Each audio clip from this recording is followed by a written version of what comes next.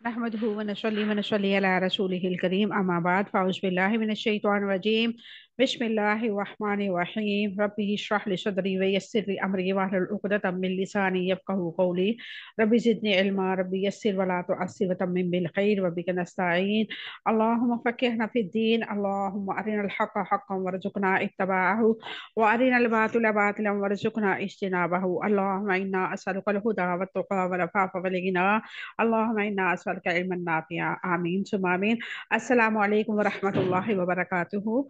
उम्मीद करती हूँ आप सब खैर वाफियत से होंगे, ईमान सेहत और तकवा की बेहतरीन हालतों में होंगे अल्हम्दुलिल्लाह। अल्लाह तबारक व तआला से दुआ है कि अल्लाह ताला आप सबको अपने हिफ्ज़ व मान में रखें। आपकी तरफ बढ़ने वाला हर शर अल्लाह ताला खैर में बदल दे। अल्लाह ताला आप सबसे राज़ी हो जाए। अल्लाह ताला हम सबसे दीन और दुनिया के बेहतरीन काम ले। आमीन सुम्मा आमीन। जैसे कि आप लोगों को मालूम है, आज है जुम्मतुल मुबारक। और जुम्मतुल मुबारक में सबसे पहले हम नबी करीम सल्लल्लाहु अलैहि वसल्लम की अस्वाए हुस्ना को देखते हैं, उनकी सुन्नत पे अमल करने की कोशिश करते हैं। हदीस मुबारक छोटी सी मुख्तसर सी हदीस मुबारक होती है, लेकिन जामे हदीस मुबारक होती है। उसमें हमारे लिए बहुत ज़्यादा बड़ी नसीहत होती है। अल्लाह तबारक व तआला ने नबी करीम सल्लल्लाहु अलैहि वसल्लम को हमारे लिए रहमतुल लिल आलमीन बना के भेजा। और रहमतुल लिल आलमीन का मतलब ये होता है कि तमाम जहानों वालों के लिए रहमत, खुशखबरी। रहमत का एक मायने खुशखबरी के हैं। जो नबी करीम सल्लल्लाहु अलैहि वसल्लम की इताअत करेगा, फरमाबरदारी करेगा, उसके लिए खुशखबरी है।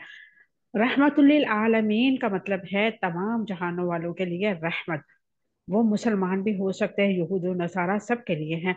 जो नबी करीम सल्लल्लाहु अलैहि वसल्लम को फॉलो करेगा और नबी करीम सल्लल्लाहु अलैहि वसल्लम के अहकामात पे चलेगा, उनकी बात को मानेगा, उनकी अताअत फरमा बरदारी करेगा और नबी करीम सल्लल्लाहु अलैहि वसल्लम के बताए हुए जिंदगी को तरीकों के मुताबिक अपनी जिंदगियों को गुजारेगा, तो अल्लाह तबारक व ताला उसको अपनी रहमतों के नज़ूल में रखेगा इंशाअल्लाह ताला।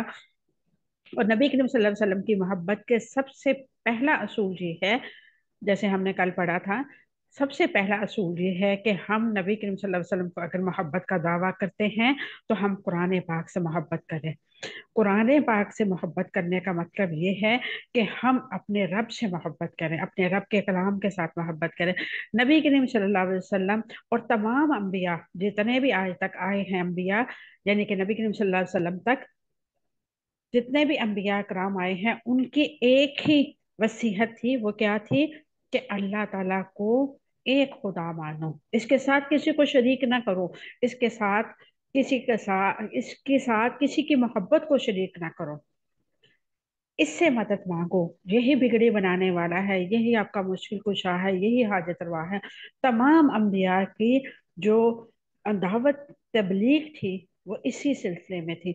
और नबी आखिर ज़मान सल्लल्लाहु अलैहि वसल्लम ने भी हमें यही तलकीन की और आखिरी वक्त तक नबी करीम सल्लल्लाहु अलैहि वसल्लम की यही नसीहत थी। और अल्लाह तबारक व तआला ने हमें नबी करीम सल्लल्लाहु अलैहि वसल्लम की उम्मत में शामिल फरमा के हम पे बहुत बड़ा एहसान अजीम किया है।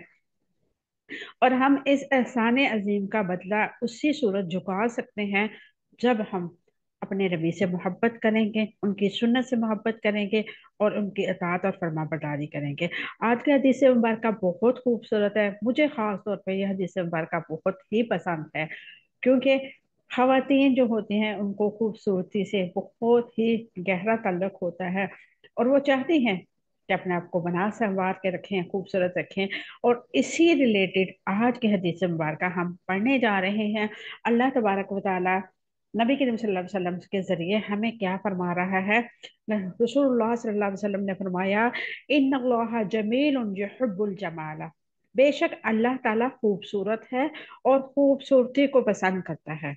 यानी कि अल्लाह ताला बहुत खूबसूरत है और खूबसूरत इंसान बनाया उसने, और उसी से रिलेटेड इंसान को भी ऐसे ही पसंद करता है जैसे उसने उसको बनाया। जब बच्चा पैदा होता है, आप देखते होंगे कितना खूबसूरत लगता है। वो जैसे जैसे बढ़ता है उसकी खूबसूरती में इजाफा होता है। माँ उससे निहार होती है, देख देख के उसे जानिसार करती है। माँ, बाप, बहन, भाई, इवन के खानदान के सभी लोग उस बच्चे के साथ बहुत ज्यादा मोहब्बत करते हैं। और अल्लाह ताला ने ये मोहब्बत इंसान के दिल में اس لیے ہی تو ڈالی ہے کہ انسان ایک دوسرے کے ساتھ محبت کے ساتھ رہے اور ایک دوسرے کو خوبصورت جانے. اللہ تبارک و تعالیٰ خوبصورت ہے، یہ سبھی جانتے ہیں. اللہ تعالیٰ خوبصورتی کو ہی پسند کرتا ہے. اب خوبصورتی کیا ہے؟ یہ نہیں ہے کہ آپ آئی برو بنوا لیں، آپ بالوں کو کٹ ڈاؤن کروا لیں، آپ جینز پہنے، آپ شارٹ شرٹ پہنے، آپ ہائی ہیل پہن کے بازاروں میں گھومیں گے اور کہیں کہ اللہ تعالیٰ تو خوبصورت ہے اور خوبصورتی کو پسند کرتا ہے، ہم تو خوبصورت بن کے نکلیں. نہیں، ہر کس نہیں. خوبصورتی یہ ہے کہ آپ ایسا لباس پہنے جس میں آپ کا جسم کور ہو، صاف ستھرا لباس ہو، آپ باوضو رہیں، آپ کے چہرے پہ نورانیت والی خوبصورتی ہو. آپ اپنے آپ کو شو پیس نہ بنائیں. آپ اپنی خوبصورتی کو، جیسے ہوتا ہے نا ایک صندوق یا ایک ایسا تاک کہہ لیں کہ جو بند ہوتا ہے، یا سیپ کہہ لیں کہ سیپ کے اندر موتی جس طرح بند ہوتا ہے اور باہر سے کسی کو معلوم نہیں ہوتا کہ کیا ہے، ایسے خوبصورت بن کے رہیں. اچھا پہنے، اچھا کھائیں، اپنے آپ کو خوبصورت بنائیں. اپنے ہسبینڈ کے لیے، اپنے بہن بھائیوں کے لیے جو ان میرڈ ہے، وہ خاص طور پہ چھوٹی بچیاں، اپنے آپ کو صاف ستھرا رکھیں. ڈیلی کپڑے پہنے، ڈیلی اپنے آپ کو صاف ستھرا رکھیں، نہائیں، غسل کریں اور اپنے آپ کو صاف ستھرا رکھ کے. اور نفاست پسندی، اگر آپ نفاست پسندی کو دیکھیں گے تو نفاست پسندی بھی تو اسی کو کہتے ہیں کہ ڈیلی اپنے آپ کو صاف ستھرا رکھنا، اپنے دانت برش کرنے، اپنے آپ کی صفائی رکھنی، کنگھی کرنا اور بالوں کو سنوار کے رکھنا. اپنے آپ کو کسی ایسی سوچ میں یا ایسی چیز کی طرف نہیں لے کے جانا جس سے انسان اپنی ذات کو بھول جائے اور اپنے آپ کو دیوانوں والی صورت بنا دے. نبی کریم صلی اللہ علیہ وسلم کے حدیث مبارکہ کا مفہوم ہے کہ ایک صحابی نبی کریم صلی اللہ علیہ وسلم کے پاس آیا تو اس کے بال جو تھے وہ بہت زیادہ بکھرے ہوئے تھے. تو نبی کریم صلی اللہ علیہ وسلم نے فرمایا کہ کیا تمہیں کنگھی نہیں ملی؟ یا تمہیں اس حال میں تم ہو تو کیوں ہو؟ تمہارے پاس وسائل نہیں ہے؟ تو اس نے کہا یہ بات نہیں ہے. تو انہوں نے اس پہ اللہ رب العزت نے فرمایا کہ اللہ تعالیٰ خوبصورت ہے اور خوبصورتی کو ہی پسند کرتا ہے. اب ہماری خوبصورتی کیا ہے؟ ہم یہ سمجھتے ہیں کہ ہم پارلر میں جائیں گے، ہم سلون میں جائیں گے، وہاں پہ جا کے ہم اپنی آئی برو بنوائیں گے، اپنے ویکس کروائیں گے اور پھر ہم خوبصورت بنیں گے. تو ایسا ہرگز نہیں ہے. میں نا کہیں پڑھ رہی تھی اور مجھے نا یہ چیز بڑی اچھی لگی نا، اور الحمدللہ اللہ تعالیٰ نے اس بری علت سے ہمیں بچا کے رکھا ہوا ہے کہ آئی برو اور ویکس وغیرہ کچھ نہیں کرواتے. لیکن اس میں ایک چیز میں آپ لوگوں کو بتاؤں، جو لوگ ویکس کرواتے ہیں یا آئی برو بنواتے ہیں نا، اب جب ویکس کرواتے ہیں نا، خاص طور پہ اپنے فیس کو یا ایسی مثلاً کہ کرتے ہیں کہ جہاں پہ آپ کی مثلاً کہ ہاتھ ہیں، بازو ہیں، آپ کی لیگ ہے، اگر آپ ویکس کرواتے ہیں تو اس کا نقصانات یہ ہوتے ہیں کہ آپ کے مسام کھلتے ہیں، اور خاص طور پہ فیس پہ. اور جو لوگ ویکس نہیں کرواتے ان کے چہرے کی تازگی ہمیشہ رہتی ہے، ان کے چہرے پہ ہمیشہ جو ایک ہوتی ہے نا معصومیت، وہ رہتی ہے. اللہ تعالیٰ نے جس کو جیسا بنایا ہے نا، یہ سمجھے کہ اللہ نے ہمیں بہت خوبصورت بنایا. آپ کو اپنا رنگ گورا کرنے کی ضرورت نہیں ہے. آپ کو اللہ تعالیٰ نے جو نیچرل کلر دیا ہے آپ اسی میں رہیں، آپ خوبصورت لگیں گے. آپ کی آئیز کلر جو بھی ہے، آپ کو لینس لگانے کی ضرورت نہیں ہے. اللہ تعالیٰ نے آپ کو یہ سوچیں، جب بھی آپ کو تھوڑی سی بھی بات یہ احساس ہو کہ میں تھوڑی سی مثلاً کہ اس طرح ہوں، یہ تو سوچے مجھے تو اللہ تعالیٰ نے اپنے ہاتھوں سے بنایا ہے، اور جب اللہ تعالیٰ نے مجھے بنایا ہے تو میں کیسے بدصورت ہو سکتی ہوں؟ کانفیڈنس رکھے اپنے اندر کہ الحمدللہ اللہ تعالیٰ نے جس حال میں بنایا، مجھے سامنے بنایا، تو اس میں بھی اللہ تعالیٰ کی کوئی حکمت ہے. اللہ تعالیٰ نے میرا کلر بہت وائٹ رکھا ہے تو اس میں بھی کوئی حکمت ہے. اللہ تعالیٰ نے مجھے نارمل نقش دیا ہے تو اس میں بھی اس کی کوئی حکمت ہے. اپنے آپ کو बनाओ श्रृंगार के इस हद तक इस कैटेगरी में ना लेके जाएं कि अल्लाह तबारक व ताला की नाराजगी आप पे हो। क्योंकि जो लोग आईब्रो बनवाते हैं और इस तरह की हरकतें करते हैं, बालों की कटिंग करवाते हैं, अपने फेस को चेंज करने की कोशिश करते हैं, सर्जरी करवाते हैं, तो उसका ये है कि अल्लाह ताला ने जो आपको बनाया है, तो अल्लाह ताला ने आपको खूबसूरत नहीं बनाया था, आप अपनी मर्जी से अपने आप को खूबसूरत कर रहे हैं। तो ये अल्लाह ताला की नाफरमानी है। और अल्लाह ताला से दुआ करें कि अल्लाह ताला हम सबको अपनी नाफरमानियों से बचाए। अल्लाह तबारक ताला हम सबको अपनी रज़ात नसीब फरमाए। अल्लाह तबारक ताला से दुआ है अल्लाह ताला हमें नबी करीम सल्लल्लाहु अलैहि वसल्लम की सुन्नत पे अमल पैरा होने की तौफीक अता फरमाए। आमीन सुम्मा आमीन। अब हम चलते हैं अपने रूटीन के लेसन की तरफ इंशाल्लाह। आज इंशाल्लाह हम 3 आयतें मुबारक पढ़ेंगे। अल्लाह ताला की तौफीक से अगर टाइम ने हमें वक्त ने हमारा साथ दिया तो इंशाल्लाह आज हम 3 आयत मुबारक पढ़ेंगे। आगाज करते हैं। औज़ु बिल्लाहि मिनश शैतानिर रजीम, बिस्मिल्लाहिर रहमानिर रहीम। इन्नल्लाह, अल्लाह ताला ने अस्सफ़ा मुंतखब किया आदम को, व नूहन और नूह को, व आला इब्राहीम और आले इब्राहीम को, व आला इमरान और आले इमरान को, अलल आलमीन जहान वालों पर। आप लोगों को शोर की आवाज आ रही है दरमियान में? आप मुझे बताइएगा मैसेज में। जुर्रियतन औलाद है, बाजुहा बाद उनकी, मिम्बाज इन बाद में से, वल्लाहु और अल्लाह ताला समीउन सब कुछ सुनने वाला, अलीम सब कुछ जानने वाला है। इस जब कालत इमरातु कहा बीवी औरत ने, यानी कि बीवी औरत, इमरातु का मतलब होता है औरत या बीवी, बीवी के लिए इस्तेमाल होता है। इमराना इमरान की, रबी ए मेरे रब, इन्नी यकीनन मैं, नजर तू मैंने नजर मानी है, लका तेरे लिए, माँ जो कुछ, फी बतनी मेरे पेट में है, मुहर्ररन आजाद छोड़ा हुआ, फतकब्बल पस आप कबूल फरमा ले, मिन्नी मुझसे, इन्नका यकीनन अंतस समीउल अलीम तू ही सब सुनने वाला, सब कुछ जानने वाला है। चलें, अब साथ वाले हमसायों के घर में कुछ काम हो रहा था, लेकिन अल्हम्दुलिल्लाह उन्होंने खत्म कर दिया, तो इस वजह से आवाज आ रही थी आप लोगों को। अब देखते हैं हम इसका रूट वर्ड। अस्तफा मुंतखब फरमाया, स्वाद फा वाव इसका रूट वर्ड है। जुर्रियतन औलाद है। जाल वा रा इसका रूट वर्ड है। कालत कहा, काफ वाव लाम इसका रूट वर्ड है। इमरातु बीवी औरत ने। मीम रा हमजा इसका रूट वर्ड है। नजर तू मैंने नजर मानी है। नून जाल रा इसका रूट वर्ड है। बतनी मेरे पेट में। बात वा या इसका नून इसका रूट वर्ड है। मुहर्ररन आजाद छोड़ा है।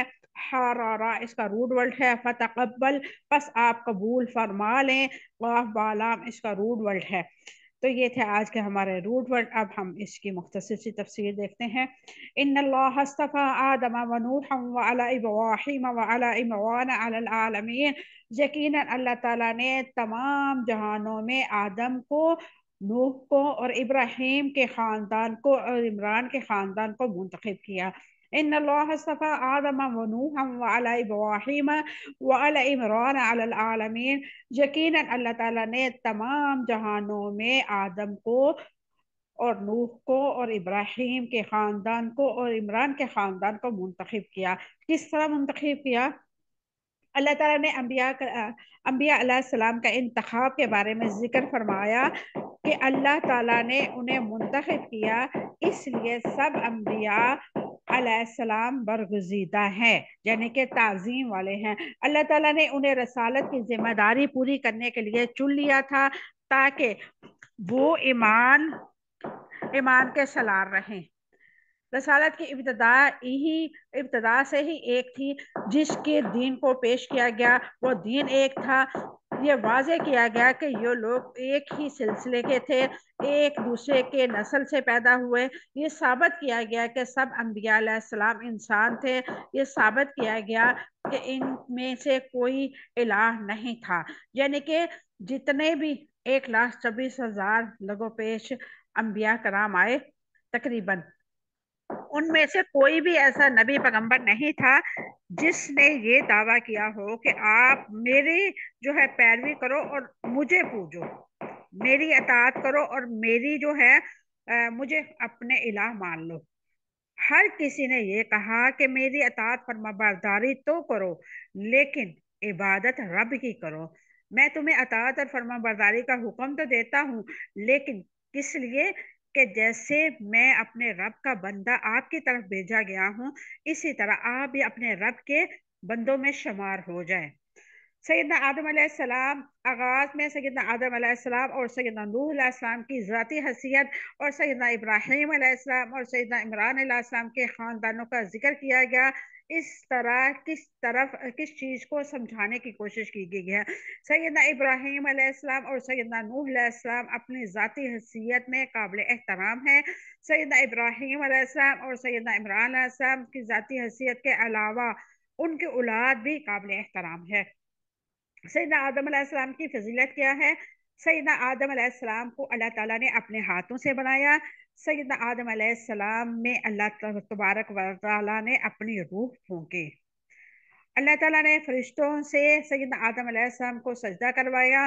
اللہ تعالیٰ نے سیدنا آدم علیہ السلام کو اسماء کا علم دیا، یعنی کہ ناموں کا علم اللہ تبارک و تعالیٰ نے ان کے الہام کیا۔ اللہ تعالیٰ نے انہیں جنت کی رہائش عطا کی۔ اللہ تعالیٰ نے سب سے پہلے سیدنا آدم علیہ السلام کو زمین پہ بھیجا۔ اللہ تعالیٰ نے اولاد آدم کو عزت دی ہے، جیسے کہ اللہ تبارک و تعالیٰ نے فرمایا وَلَقَدْ كَرَّمْنَا بَنِي آدَمَ وَحَمَلْنَاكُمْ فِي الْبَرِّ وَالْبَحْرِ وَرَزَقْنَاكُمْ مِنَ الطَّيِّبَاتِ وَفَضَّلْنَاكُمْ عَلَى كَثِيرٍ مِّمَّنْ خَلَقْنَا تَفْضِيلًا۔ بلا شبہ ہم نے یقیناً اولاد آدم کو عزت دی ہے اور ہم انہیں خشکی اور سمندر میں سوار کیا ہے، اور ہم نے انہیں پاکیزہ چیزوں میں رزق دیا ہے، اور ہم نے جن کو پیدا کیا ہے ان میں سے بہت سارے پر انہیں فضیلت دی ہے، اور بڑی فضیلت دینا۔ بنی اسرائیل آیت نمبر 70۔ سیدنا نوح علیہ السلام کی فضیلت کیا ہے؟ اللہ تعالیٰ نے سیدنا نوح علیہ السلام کو اس وقت رسول بنا کے بھیجا جب لوگوں نے اللہ تعالیٰ کی عبادت کرنی چھوڑ کر بتوں کی عبادت اختیار کر لی۔ اللہ تعالیٰ نے سیدنا نوح علیہ السلام کو طویل عمر عطا کی۔ سب سے زیادہ عمر مبارک جو تھی سیدنا نوح علیہ السلام کی تھی۔ سیدنا نوح علیہ السلام کی تقریباً 950 برس اپنی قوم کی تبلیغ کا شرف ملا۔ سیدنا نوح علیہ السلام کی دعا تھی کہ اہل ایمان کو بچا لیا جائے اور کافروں کو ہلاک کر دیا جائے۔ اللہ تعالیٰ نے آپ کی ہر وقت صبر، برداشت، شکر اور تبلیغ کی وہ توفیق بخشی جس کی وجہ سے وہ منتخب قرار دیے جانے کے لائق ہوئے۔ آپ علیہ السلام کی نسل کو قیامت تک باقی رکھا۔ ہر زمانے میں لوگ آپ کی تعریف کرتے رہے اور کرتے رہیں گے۔ آل ابراہیم کی فضیلت۔ آل ابراہیم کی فضیلت میں خود سیدنا ابراہیم علیہ السلام بھی شامل ہے جو خلیل الرحمن ہے، یعنی کہ اللہ تعالیٰ کے دوست۔ آل ابراہیم علیہ السلام میں وہ تمام انبیاء شامل ہیں جو سیدنا ابراہیم علیہ السلام کے بعد مبعوث ہوئے، وہ سب آپ کی نسل سے ہیں۔ انہوں نے اللہ تعالیٰ سے ایسے فضائل سے انہیں اللہ تعالیٰ نے ایسے فضائل سے نوازا کہ سارے جہان میں وہ برگزیدہ ہوئے۔ آخری نبی جناب محمد رسول اللہ صلی اللہ علیہ وسلم اور کائنات میں سب سے افضل ہستی محمد رسول اللہ صلی اللہ علیہ وسلم بھی انہی ہی کی نسل سے تھے اور ان کی دعاؤں کا نتیجہ تھے، یعنی کہ اللہ تبارک و تعالیٰ نے نبی کریم صلی اللہ علیہ وسلم کو حضرت ابراہیم علیہ السلام کی دعا کے نتیجے میں بھیجا۔ آل عمران سے کون لوگ مراد ہے؟ نبی آل عمران یعنی کہ عمران بن بنی اسرائیل کے صالحوں میں سے تھے۔ وہ سیدہ حنا کے شوہر تھے، سیدہ مریم علیہ السلام کے والد تھے۔ آل عمران کو بلند درجہ سیدہ مریم علیہ السلام اور سیدنا عیسیٰ علیہ السلام کی وجہ سے عطا کیا گیا، یعنی کہ حضرت عیسیٰ علیہ السلام کے جو نانا تھے ان کا نام تھا عمران، اور وہ آل عمران کی نسل کہلائی۔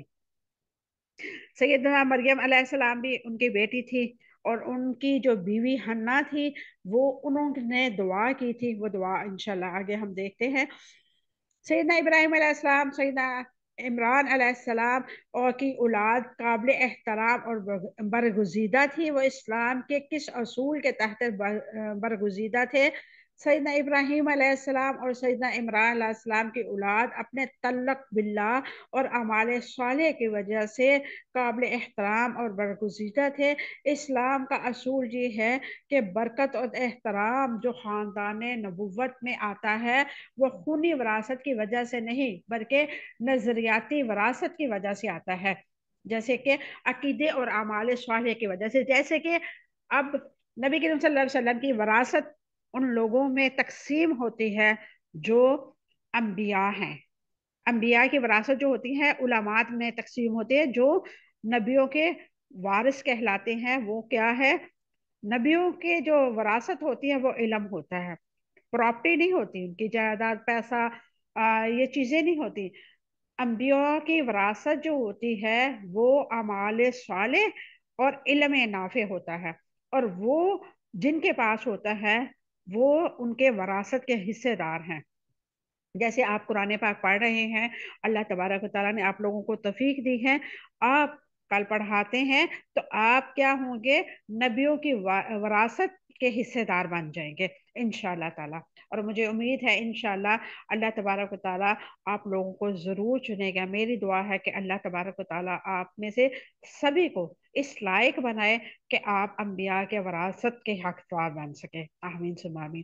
سیدنا ابراہیم علیہ السلام کی اولاد میں سیدنا موسیٰ علیہ السلام، سیدنا یعقوب علیہ السلام کا ذکر نہیں کیا گیا بلکہ آل عمران کا ذکر کیا گیا۔ اس میں اس کی حکمت واضح کرے۔ سیدنا موسیٰ علیہ السلام اور سیدنا یعقوب علیہ السلام تو بنی اسرائیل یعنی یہودیوں کے پیشوا تھے، اور یہاں یہ بات عیسائیوں کے بارے میں ہونے والی تھی، اس لیے ان دونوں ہستیوں کا تذکرہ کرنے کی ضرورت نہ تھی۔ آل عمران کا ذکر سیدنا مریم علیہ السلام اور سیدنا عیسیٰ علیہ السلام کے قصوں کی تحمید کے طور پر کیا گیا، یعنی کہ آگے جو ذکر چلنے والا ہے، جو قصہ بیان ہونے والا ہے، وہ بی بی مریم کا ہے، تو اس لیے ان کا تعارف پیش کیا گیا۔ اللہ تبارک و تعالیٰ نے فرمایا کہ جو سیدنا مریم علیہ السلام تھی وہ کون تھی، اور ان کے والد اور ان کی جیسے کہہ لیں نا ان کی بایو ڈیٹا بتایا گیا۔ اللہ رب العزت نے آگے فرمایا ذریتم بعضها من بعد واللہ سمیع علیم، اور وہ ایک دوسرے کی اولاد ہیں، اللہ تعالیٰ سب کچھ سننے والا اور سب کچھ جاننے والا ہے۔ ذریتم بعضها من بعد، وہ ایک دوسرے کی اولاد ہے، اس سے کیا مراد ہے؟ وہ ایک دوسرے کی اولاد ہے، اس سے مراد کہ تمام انبیاء کی تخلیق کے لحاظ میں مشابہ تھے اور اخلاق حسنہ کے لحاظ سے بھی۔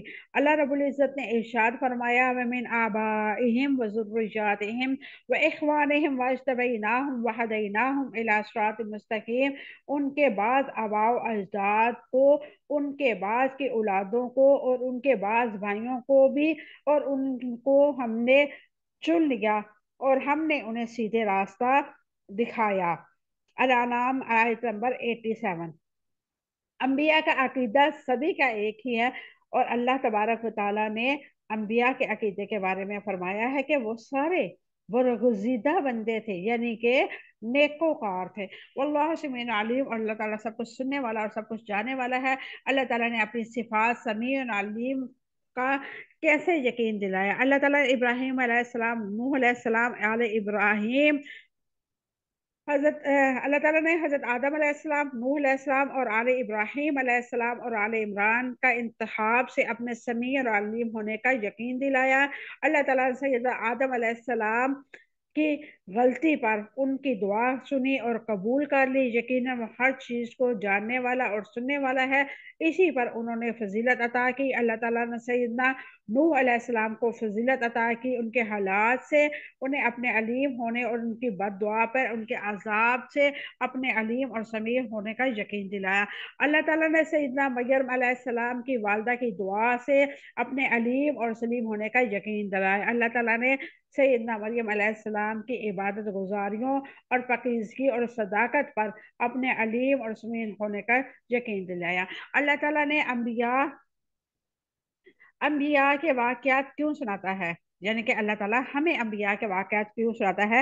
اللہ تعالیٰ انبیاء کے واقعات اس لیے سناتا ہے کہ تاکہ ہم ان سے محبت رکھیں، ان کی اتباع کریں، ان جیسے نیک اعمال کی توفیق مانگے اور ان جیسے اعمال کرنے کو خود کو حقیر سمجھے، یعنی کہ اپنے آپ کو اس کیٹیگری میں لے جانے کی کوشش کریں جیسے انبیاء علیہ السلام اعمال کیا کرتے تھے، ان جیسے اعمال صالح کی اپنے آپ کو تلقین کرنے والے بن جائے۔ اس قالت امرأة عمران ربی انی نذرت لک ما فی بطنی محررا فتقبل منی انک انت السمیع العلیم، جب عمران کی بیوی نے کہا اے میرے رب، میرے پیٹ میں جو ہے میں نظر مانی تیرے لیے چھوڑا ہوا ہے، بس آپ مجھ سے قبول فرما لے، یقیناً آپ سب کچھ سننے والے، سب کچھ جاننے والے ہیں۔ اس قالت امرأة عمران ربی انی نذرت لک ما فی بطنی محررا فتقبل منی، جب عمران کی بیوی نے کہا اے میرے رب، جو میرے پیٹ میں ہے میں نے نظر مانی ہے کہ تیرے لیے چھوڑا ہوا ہوگا، بس آپ مجھ سے قبول فرما لیں۔ اس کی کیا وضاحت ہے؟ عمران کی بیوی نے سے مراد سیدنا مریم علیہ السلام کی والدہ حنا ہے، اور سیدنا مریم علیہ السلام کی والدہ کا دل ایمان کے نور سے بھرا ہوا تھا۔ ربی انی نذرت لک ما فی بطنی محررا، اے میرے رب، میرے پیٹ میں جو ہے میں نے نظر مانی ہے، یعنی کہ میرے پیٹ میں جو بچہ ہے میں نے تیرے لیے اس کو چھوڑ دیا ہے۔ انہوں نے اپنے عظیم ترین سرمایہ کو اللہ تعالیٰ کے لیے پیش کر دیا، یعنی کہ وہ بچہ جو ان کے پیٹ میں تھا، اور ان کو پیشکش کے ساتھ کوئی شرط اور قید نہ تھی۔ اس نظر کے ساتھ انہوں نے کوئی شرکیہ تصور وسع نہیں کیا، ان کی نظر میں اللہ تعالیٰ کے سوا کوئی کسی کا حق کا تصور نہیں تھا، ان کی دعاؤں میں خشوع خضوع تھا، وہ خالص اللہ تعالیٰ کی مسلم اور مطیع فرما بردار تھی، ان کے دل میں رضا الہی کے جذبے کے سوا کوئی جذبہ نہ تھا۔ محررن، چھوڑا ہوا ہوگا، اللہ تعالیٰ کے بچے پر نام پر چھوڑنے کی مراد عبادت گاہ کی خدمت کے لیے وقف کرنا تھا۔ سیدنا مریم علیہ السلام کی والدہ نے نظر مانی تھی کہ میرے پیٹ کا بچہ اللہ تعالیٰ کے عبادت کرے گا اور اس کی بیت المقدس کی خدمت کرے گا، یعنی کہ بیت المقدس کے لیے انہوں نے دعا کی تھی۔ فتقبل منی، پس آپ مجھے قبول فرما لے۔ یہ دعا سیدنا مریم علیہ السلام کی والدہ نے تب مانگی تھی جب سیدنا مریم علیہ السلام ان کے پیٹ میں تھی، تو میری دعا سن رہا تھا، میری نیت اور ارادے سے تو باخبر ہے، مجھے قبول فرما لے۔ انک انت السمیع العلیم، یقیناً آپ سب کچھ سننے والے اور سب کچھ جاننے والے ہیں۔ اللہ تعالیٰ نے اپنی صفات السمیع اور العلیم کا کیسے یقین دلایا؟ اللہ تعالیٰ نے اس طرح اس کا یقین دلایا کہ یقیناً آپ سب سننے والے اور جاننے والے ہیں۔ اللہ تعالیٰ نے سیدنا مریم علیہ السلام کی والدہ کی نظر سے اپنے سمیع اور علیم ہونے کا یقین دلایا، اور انہوں نے کہا کہ اے میرے رب، میں نے آپ کے لیے نظر مانی، آپ کی رضا کے لیے، آپ کے گھر کی خدمت کے لیے میں نے اپنا بچہ آزاد کر دیا، آپ مجھ سے یہ مبارک عمل قبول فرما لے۔ اس واقعے سے مریم علیہ السلام کی والدہ کہ اللہ تعالیٰ کے سمیع اور علیم ہونے کا یقین کامل ظاہر ہوتا ہے۔ یہ تھی آج کی ہماری آیت مبارکہ، جس سے کیا پتہ چلتا ہے کہ اللہ تبارک و تعالیٰ جب کسی کو چنتا ہے تو اس کو اس سے آزمائش لیتا ہے، پرکھتا ہے، اور پرکھتا اس لیے نہیں ہے کہ اللہ تبارک و تعالیٰ کو پتہ نہیں ہے، پرکھتا اس لیے ہے تاکہ وہ انسان جس کو پرکھا جا رہا ہے، جس کی آزمائش ہو رہی ہے، وہ آنے والے لوگوں کے لیے نصیحت بن جائے، اور جو آنے والے لوگوں کے لیے نصیحت بن جاتا ہے، اللہ تبارک و تعالی ان کا نام ہمیشہ اپنے نیک لوگوں میں شمار فرماتا ہے اور ہمیشہ ان کے تذکرے بلند رکھتا ہے۔ اب دیکھ لیں، حضرت مریم علیہ السلام کا ذکر ہو، حضرت ابراہیم علیہ السلام کا ذکر ہو، حضرت آدم علیہ السلام کا ذکر ہو، تو ان کے ساتھ علیہ السلام لگاتے ہیں، ان پر سلام ہو، اور یہ سلام ہمیشہ جاری اور ساری رہے گا جب تک قیامت نہیں آتی۔ اللہ تعالیٰ کسی کو چنتا ہے تو اس کو آزماتا بھی ضرور ہے، اور جب آپ کی آزمائش ہو رہی ہو تو آپ اپنے دل کو تسلی دیں، صبر کی تلقین کریں، اور اپنے آپ کو یہ باور کروائیں کہ اللہ مجھے آزما رہا ہے اور میں نے اپنے رب کی آزمائش پہ پورا اترنا ہے۔ مشکل بہت ہوتا ہے جب امتحان ہو، پریشان حال ہو، اور ایسے میں کوئی ایسی بات ہو جو قابل تلافی ہو، جیسے کسی کا بہت پیارا دنیا سے چلا جائے، اس کو کچھ نظر نہیں آتا۔ جن کے چھن جائے ان کو یہ احساس ہوتا ہے کہ ہمارے پیارے ہم سے کیسے چھن گئے، اور وہ صدیوں تک ان کی وہ تکلیف، وہ جو ہوتی ہے اندر کی تڑپ، وہ ختم نہیں ہوتی۔ انہیں پتا ہوتا ہے کہ لوٹ کے نہیں آئیں گے، لیکن ان کے دل کے اندر وہ کیفیت کبھی بھی ختم نہیں ہوتی۔ لیکن وہ صبر کرتے ہیں اور اللہ سے ان کی مغفرت کی دعا کرتے ہیں، کس لیے؟ کہ ان کو معلوم ہے کہ اللہ کی امانت اللہ کے پاس چلی گئی۔ ہماری دعائیں اس کے لیے بھی اور ہمارے لیے بھی آخرت کی نجات کا باعث بنیں گے۔ اللہ تبارک و تعالیٰ سے دعا ہے کہ اللہ تعالیٰ ہمارے پیاروں کو جو ان کے پاس چلے گئے، اس دنیا فانی سے رخصت ہو گئے ہیں، اللہ تبارک و تعالیٰ ان کی قبروں پر کروڑ رحمت نازل فرمائے۔ تمام مسلمان جو اس دنیا فانی سے چلے گئے ہیں، اللہ تبارک و تعالیٰ ان کی قبروں پر کروڑ رحمت نازل فرمائے۔ اللہ تعالیٰ ہمیں اس لائق بنا دے کہ ہم اپنے پیاروں کے لیے صدقہ جاریہ بن سکے، اپنے والدین کے لیے، اپنے بہن بھائیوں کے لیے، اپنے عزیز و اقارب کے لیے۔ یہاں پہ میں ایک اپنا آپ کو واقعہ بیان کروں گی۔ میرے نا الحمدللہ 7 ماموں تھے، جن میں سے ابھی ایک زندہ ہے، باقی اللہ تعالیٰ کے پاس چلے گئے۔ ان میں سے میرے ایک ماموں تھے، وہ اسلام آباد ہوتے تھے۔ تو میرے لیے نا جب میں حفظ کر رہی تھی تو میرے لیے وہ بہت ڈرائی فروٹ لے کے آیا کرتے تھے، اور میں نا چھوٹی تھی، بچی بہت چھوٹی تھی، یہ لگا لے 7-8 سال کی ہوں گی، تو میں 2 چھٹیاں کرتی ہوتی تھی، 2 پونیاں میری ہوتی تھی، اور میرے ماموں مجھے کہتے تھے کہ آپ نے ایسے ہی ہمیشہ رکھنا ہے، اور میں یہ جو ڈرائی فروٹ تمہیں کھلا رہا ہوں نا، یہ میرے لیے جنت کا باعث بنے۔ جب میں اس دنیا سے چلا جاؤں یا قیامت والے دن 2 پونیاں تمہاری ہوں تو 1 پونی میں پکڑ کے جنت میں چلا جاؤں۔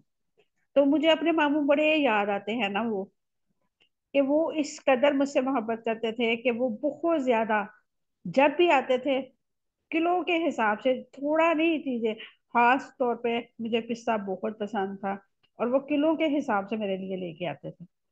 اور آج جب وہ دنیا پہ نہیں ہے، اور ان کے لیے ہمیشہ دعا گو ہوں، اللہ تبارک و تعالیٰ ان کی قبروں پر بھی کروڑ رحمت نازل فرمائے۔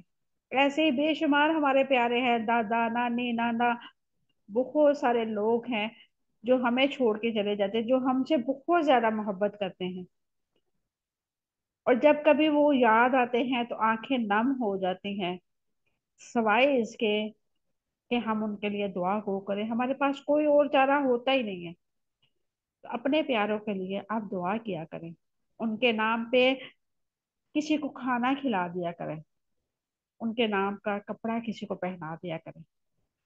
ایسے میں اللہ تبارک و تعالیٰ آپ سے راضی ہو جائے گا، آپ کے پیاروں سے راضی ہو جائے گا۔ اللہ تبارک و تعالیٰ سے دعا ہے اللہ تعالیٰ ہمیں علم نافع عطا فرمائے، ہمیں عمل کرنے کی توفیق عطا فرمائے، اور ہمیں شرع صدر نصیب فرمائے۔ ہم اس قرآن کے ساتھ اگر جڑے ہیں تو اللہ تبارک و تعالیٰ ہماری آخرت بھی اسی قرآن کے ساتھ ہو، یہ قرآن ہمارے لیے شفاعت کا باعث بنے، ہمارے لیے روز قیامت جھگڑا کرے۔ اللہ تبارک و تعالیٰ سے دعا ہے اللہ تعالیٰ ہمیں ایسے عمل کرنے کی توفیق عطا فرما دے جس سے تو راضی ہو جائے۔ اللہ تبارک و تعالیٰ ہماری کمیوں کوتاہیوں کو معاف فرما کے ہمارے لیے آخرت کے لیے زیادہ اکٹھا کرنے والا بنا دے۔ اللہ ہمیں ہمیشہ اوپر والا ہاتھ بنا کے رکھنا، آمین ثم آمین۔ وآخر دعوانا ان الحمد للہ رب العالمین۔ سبحان ربک رب العزت عما یصفون، وسلام علی المرسلین، والحمد للہ رب العالمین۔ السلام علیکم ورحمۃ اللہ وبرکاتہ۔